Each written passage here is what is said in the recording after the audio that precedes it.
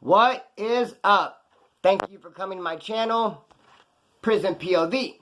Right off the bat, a big shout out to Opie and Mr. April for the love. I really appreciate it. And Mr. April, yes, the idea you shot me for a video. It's a great idea. Expect to see it. Not next, but after the video I have next. But do that video. It's going to be a little extra. It'll be a great idea. Of course, my supporters, if they have ideas for videos, I will do it each and every time. Just like I did for Captain. Not too long ago, Captain wanted me to do a video on sleep, and I did it. Shout out to Captain. What's up, homie? Drinking that Fidalgo coffee. Speaking of which, I want to get this to you guys. I want to get you guys this Fidalgo coffee packs. Problem is, and I've already sent out about 20 packs. It's a little pricey. It adds up on the postage. But I thought, here's a new sticker plan. Subject to change, though. If you just have no money, it's whatever, it's Splinter, check it out. I want a sticker, homeboy. I'll shoot you this. I'll do it all day long. Now, if you want the Splinter with Slayer font, this one right here, you're going to have to shoot a donation because I only have like 10 left. And if you want one, you should act quick because, like I said, I only have 10 left. And I figure since, hey, you're shooting a donation, that's going to put me in the position to where I can shoot you some Fidalgo coffee. And this stuff is bomb. I drink it all day. My cousin Scrap Diego loves that Wired Wolf. I gave him a bag for Christmas. He's already out of it. So, I don't have any Wired Wolf in the little tiny packs. You have to buy it in the big pack. It's white coffee. It's straight fire. So what's up? My last video, I told you guys this one was going to be about how I used to have a bad habit. If I was in like a real awkward, uncomfortable position, I would laugh. I don't have that habit no more. And I thought about it for this video. I'm like, how come I don't have that bad habit, like laughing? And I think it's because I don't get shocked anymore. You come to a position, come to a place in life where you've seen it and heard it all. It's just like, whatever. There's nothing shocking. And I think back, the reason why I would chuckle and laugh like, damn, it's because something shocked me. Be that as it may. Trip on this. Switched up from coffee to water. You know how I do it. So, I meet this dude in county jail. His name is Stretch. There's a lot of guys named Stretch. It's a common name. Usually, if you're tall, they'll call you Stretch. There's a dude from Stretch. There's a dude named Stretch from Bakersfield from NLR. He has I hate tattooed on his forehead. He's not that tall, and nor is he the one I'm talking about in this video. Another dude named Stretch, who is tall. He's straight with the business too, straight gangster ass full. Anyway, I meet him on the farm, county jail. He has the keys for the woods. Him and I get kind of close. We're cool, working out together and all that. An issue arises. But before I tell you what happened, I want to tell you that after I got out from county jail that time, I ended up seeing Stretch on the streets several times, and some odd little things happened. For example, I'm going to the store one day. This after I see him in county jail. I pull up. I'm in a car. I'm going to go get some cigarettes. I see him standing out front. He sees me. He's like, Splinter, what's up, fool? Glad to see you, man. So glad to see you right now, homeboy. I really need you. I'm going to go hit this lick right now. Proceeds to tell me this lick. This thing he wants to go do. Sounds like something to get you 3 to 5. I'm not interested. I don't want to go do this lick at all. In fact, I tell him, dude, I don't even think you should go do it. The risk-reward thing, not checking out. Bro, you shouldn't go do it. He's like, yeah, I'm going to do it. You need to go with me. Come on, homeboy. I really need you to have my back. He wouldn't take no for an answer. I kept saying, I can't. I got other stuff to do. Not going to be able to do it. He wouldn't take no for an answer. Finally, I was like, all right, dude, check it out. Let me go do what I have to do. I'll be back in about an hour or so. I'll come back and we'll go do this. No intention of coming back, but fucking wouldn't take no for an answer. I leave. Of course, I didn't come back. 4 years later, I'm living in an apartment. There's a store next to it. I walk from my apartment to the store and I see him in the parking lot of this store now. As soon as he sees me, he's like, what's up, bro? He's like, dude, you're supposed to come right back, Splinter. I said, no. I told you I would try to come back an hour if I could. I couldn't, homeboy. I told you I was caught up all day. I told you right off the bat. Then it dawned on me, it's like, this is really weird we're having this conversation. 4 years later, we're acting like it just happened yesterday. It's like, fuck, bro, it's been 4 years. Good to see you. He's like, yeah, you're supposed to come back, dog. I was like, no, I couldn't, homie. Anyway, I live in these apartments right here. It's like, alright, whatever, I'll stop by. So,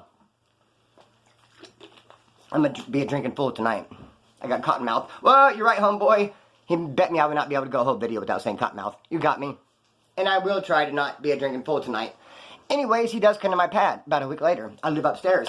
He comes running up. Him and the lady beating on the door. I let him in. They're sweating. We just ran from the cops. I'm like, oh man, you came to my pad though?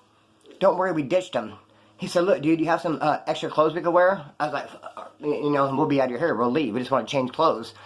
I was like, damn, I don't really like coming off my clothes. I get attached to my shit. I know where I got each and every item. Okay, dude. So I gave him some clothes, way too small for him. Gave some of my clothes to this old lady, way too big for her. And they leave. I don't hear nothing else. A week later, they come over, running up, same thing. Come back in, they ran from the cops again. I'm like, damn, you guys starting to make a habit out of this. He goes, fit us out some clothes again. I was like, dude, I can't. I don't got clothes like that. He's like, well, we can stay here for 2 hours and call my homeboy. He'll come pick us up. And I was like, let me get you those clothes. Got him some clothes. Like, dude, make this the last time, though. He's like, I can bring them back to you. Like, no, I don't want them, man. Like, yeah, they're probably looking for someone wearing a blue Billabong shirt. I'm straight. Keep that stuff. No telling what you did in it.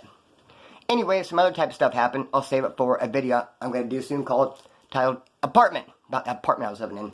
Strange how I moved in there. It's strange how I ended up having to leave. And it was crazy. Some shit that fool pulled there. Anyway, before all that, we're in county jail. He has the keys. Some youngster comes walking up to him and says, man, trip on this.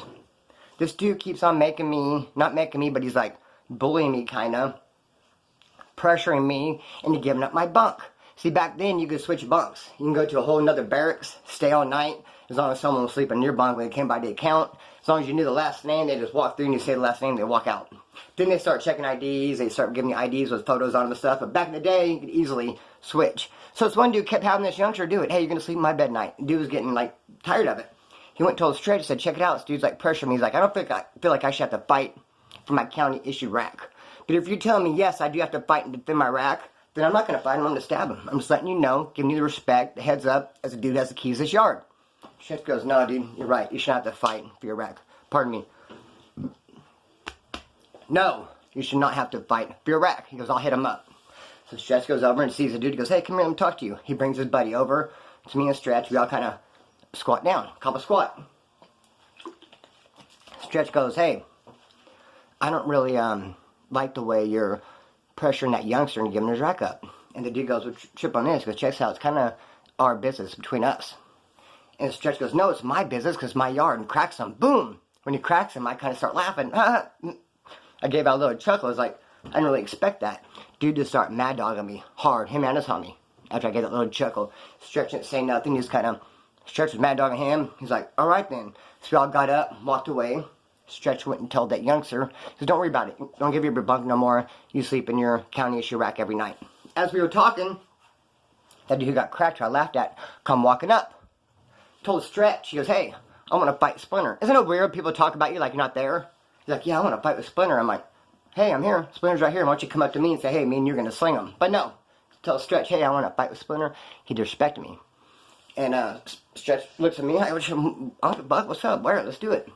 Then the youngster goes, no, you're going to fight me first. He goes, because you disrespected me first by trying to pressure me and power play me and get me out of my rack when I told you I didn't want to do it and you pressured me.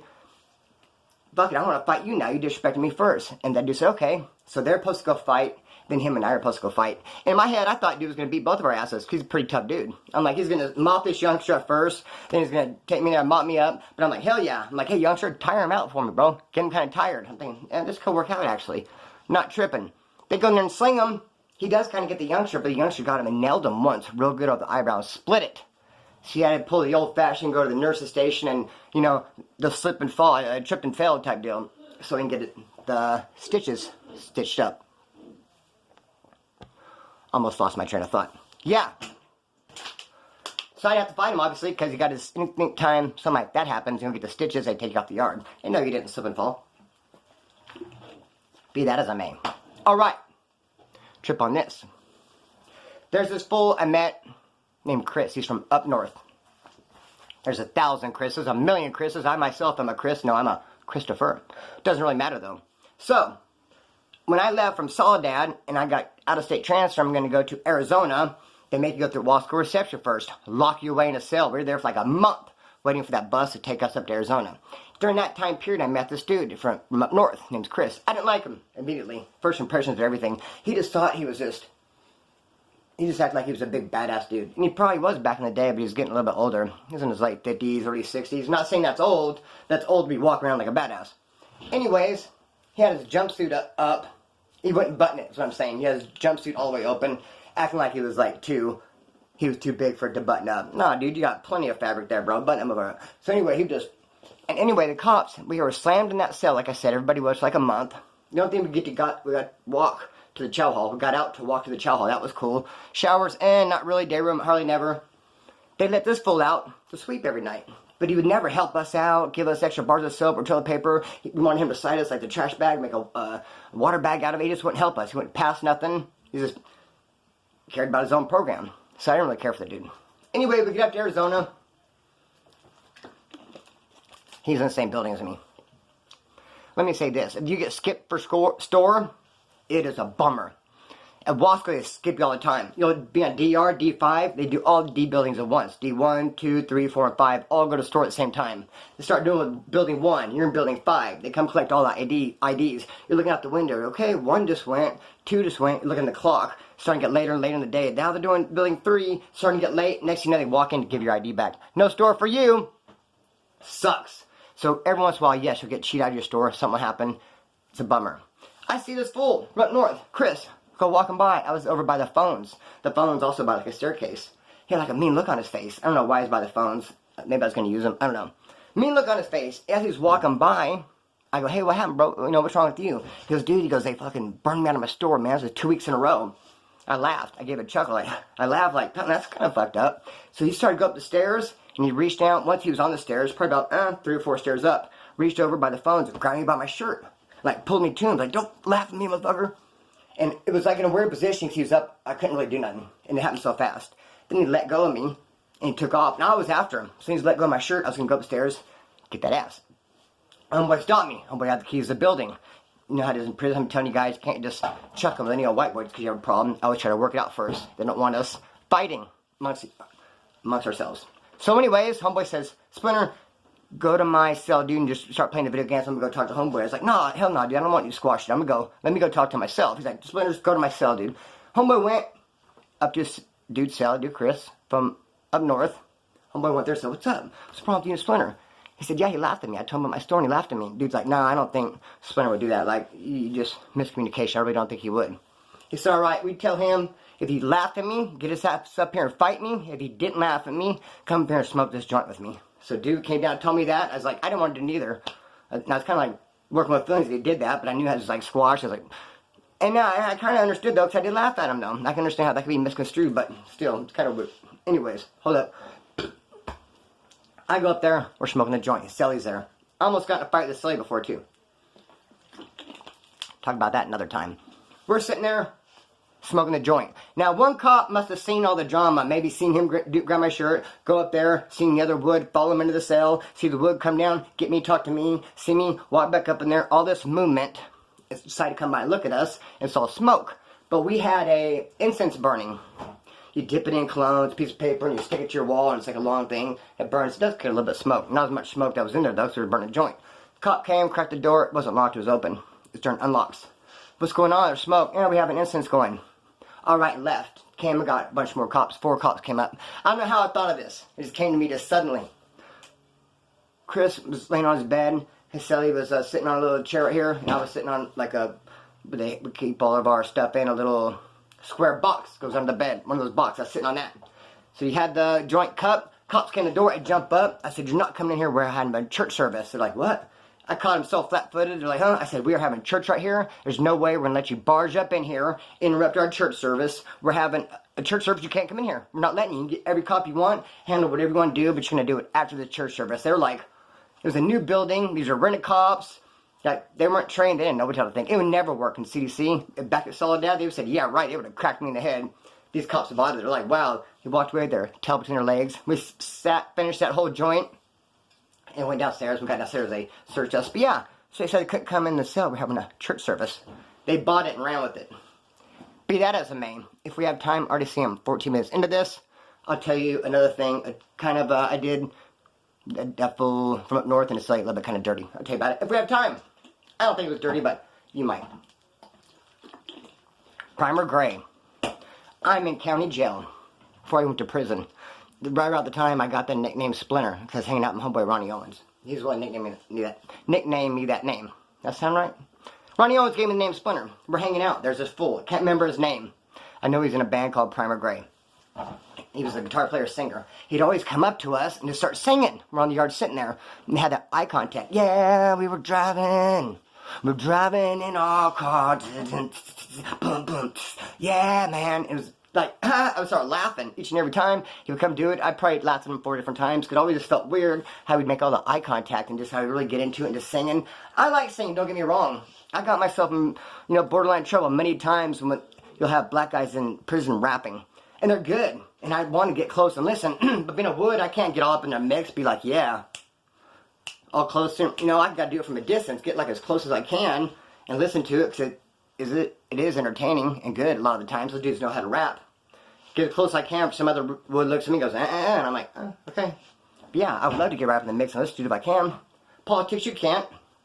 So I do like singing, but I don't like it. Driving my car, eye contact, I would laugh. So he told Ronnie one time, like, dude, I'm going to slap that little bitch. Next time he laughs at me. He's called me a little bitch. I guess told Ronnie that a couple times. Ronnie kind of bothered him too, I think, that I laughed because he even asked me. He goes, Splinter, why do you laugh at homeboy? I don't mean to, it's like accident. I feel a little awkward how he's like staring me in the face and just singing and doing like the air guitar and shit. It's kind of trips me out, so it's like an uncomfortable like chuckle. So I don't mean to disrespect him or laugh at him. But yeah, he straight said I was a little bitch. Ronnie always told me that after the dude was gone. I was pissed off, like, dude, why didn't you tell me when he's here? Now it looks like he probably thinks you did tell me, and I didn't confront him. He's probably thinking, yeah, I know Ronnie told Splinter. I call him a little bitch. Splinter never confronted me. Shit, he don't want none. It's like, dude, he probably thinks I know. I'm scared to confront him. Like, man, you always got to tell me that shit. If someone talks shit about my home, I'm going to tell him, hey, dude said this right away. He didn't tell me, so I was like, man, a year or so later. Told you I'd be a drinking fool. Cottonmouth, I'm in county jail.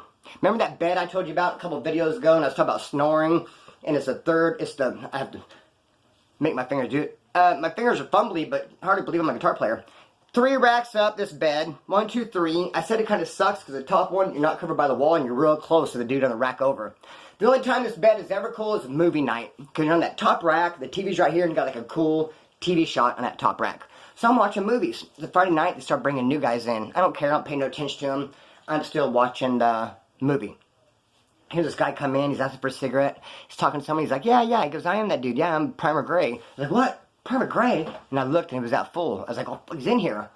I didn't want to do nothing watching the movie. I'm just waiting. So I watched the movie and I watched him walk around the dorm, talk to people, the bears, for like about an hour or so. Finally, movie's over, I jumped down, confront him, say, come with me in the bathroom. Bathroom's kind of creepy. You know the movie Saw, the first one, where in that bathroom, they're chained by their leg to the wall, and the lights are all flickering, and it's like all made of concrete. It's a creepy bathroom. Those are the bathrooms on the farm, the barracks are creepy. Bring them in there. I said, hey, it's me. Remember me? Splinter. He's like, no. I said, yeah. Didn't you talk bad about me before to Ronnie Owens? He goes, no. It's Ronnie Owens. Did not even knowing him. That was weird, because I'm pretty sure they're pretty close. He's denying everything. You want to know part of it. If I would have said, yeah, dude, the sun was shining that day, he'd have been like, the sun? No. So he denied everything. So he didn't talk bad about me. Don't know Ronnie Owens. Don't know anything about the sun or it shining. No idea what I'm talking about. But hey, dude, I got this song. He's like, I don't know what you're talking about. No, man. Yeah, man. Whoa. Okay, dude. So how can I do anything when he totally denied it? Same like that video. I got jumped over a bad call in Wasco, kicking heroin. It sucked. Beat my ass, broke my nose in, as a matter of fact, all over a bad call. 2 of the dudes who sent the word over from H3 to H4, I ended up seeing him in county jail. One walked up and apologized. He goes, hey, Splinter, I was partly responsible for spreading that lie over, and I didn't apologize. I didn't know how it was all going down. Dude, I look, apologize. Yeah, I accept your apology. He said the other dude who was responsible for spreading the lies over in Barracks 21. So I ran over there. Look, they said he was in there taking a dump on the toilet. I pushed in the bathroom. What's up, fool? I don't care if he's on the toilet. It's me, Splinter. Remember me? You're talking that shit, spread over from H3 to H4? Spread that lie? He's like, no. Denied it all. Like, what? Denying it? I mean, if they're denying it, what can they do? What can you do? Say he didn't do it? He didn't do it. So yeah, I just have an uncomfortable laugh. Give me some awkward positions. My next video, before I do the one for Mr. April, is going to be called Stuck in a Cell. There's 3 or 4 times I could think I was just straight stuck in a cell. I'm talking about you have to at least be in there for like a month, 4 weeks straight to call it stuck. And when you're stuck in there, you're not going to the store, not going to the yard, you're nothing. Picture this, go in your bathroom right now. Go in your bathroom, just shut the door and stay in there for a month. And on top of that, introduce another person, a stranger there. Hi, how are you? Let's be stuck in this room together for a month. Better hope you like them, better hope you click. And usually do, 90% of the time, just gotta work with what you got. But yeah, so next video, stuck in a cell. You know what sucks too? You're starving. Marvin, they never give you enough food. I hate onions. When I'm stuck in a cell, onions, gobble them up. So what happens, I pick all the onions out, put them to the side. Later that night, I'll be starving, laying in my bed thinking, dude, that pile of onions that was off the side, look bomb. It'd be bomb right now. I'd eat the ass out of that pile of onions. Be that as it may. Next video, stuck in a sale. You guys gonna like it? Oh yeah, ship on this. You guys gotta hook me up with likes, man. Remember, that's the deal. As soon as I see 1,000 likes, I start working on the next video. Last video, though, I did not get 1,000 likes, but it's my bag, so I forgot to ask for them. I know it's my place to say, hey, kick down the like. I got stuck right there. I didn't know whether to say kick down or hook me up. Hook me up, kick me down with the likes. Cost you nothing, and you will not be able to believe how much it helps my channel. Big time. It's huge. It's epic. So yeah, kick down the likes. Get your stickers and your Fidalgo coffee. I'm going to cut the string on this, let it fly. Peace!